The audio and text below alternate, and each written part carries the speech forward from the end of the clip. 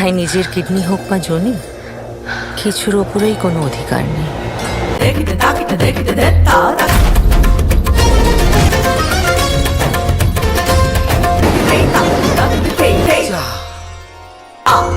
Edward, Windows মানে কি শুধু চোখের জল আর ফ্যামিলি ড্রামা?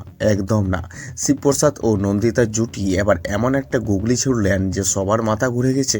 ফুলপিসি ও এডওয়ার্ড, এই নামটা শুনতে যতটা মিষ্টি মনে হচ্ছে, ট্রেজারটা কিন্তু ততটা ডার্ক আর রহস্যময়। কেন এই সিনেমাটা এবছরের গেম চেঞ্জার হতে পারে, চলুন একটু খুঁটিয়ে দেখা যাক। নমস্কার বন্ধুরা, আমি আদিত্য আর আপনারা দেখছেন সেভরক্স। আজকের ভিডিওতে আমরা কথা বলবো এই মাসে মুক্তি চলা টলিউডের সব থেকে আনএক্সপেক্টেড সিনেমা ফুলপিসি ও এডওয়ার্ড নিয়ে।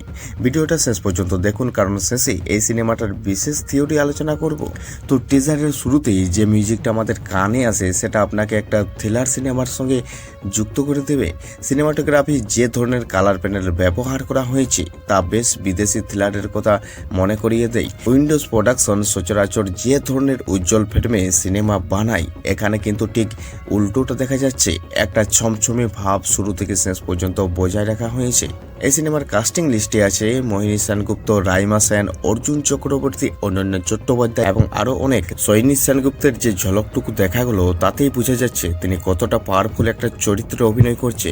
রাইমা সেনকে অনেকদিন পর এমন একটা সিরিয়াস আর ডিটেলস লুকে দেখা যাচ্ছে। অর্জুন চক্রবর্তীকে মনে হচ্ছে এই রহস্যের কোনো একটা বড় লিঙ্ক। এটাতে প্রত্যেকের ছোট ছোট এক্সপ্রেশনগুলো আপনাকে ভাবতে বাধ্য করবে যে আসল অপরাধী কে।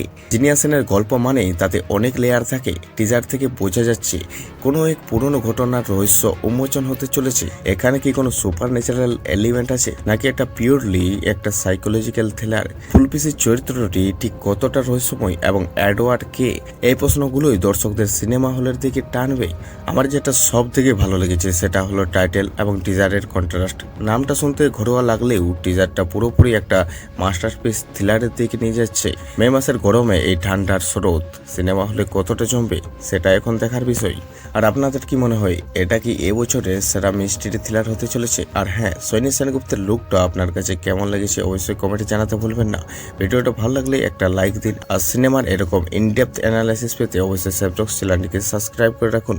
চলুন এরপর দেখা হচ্ছে খুব তাড়াতাড়ি পরের ভিডিওতে।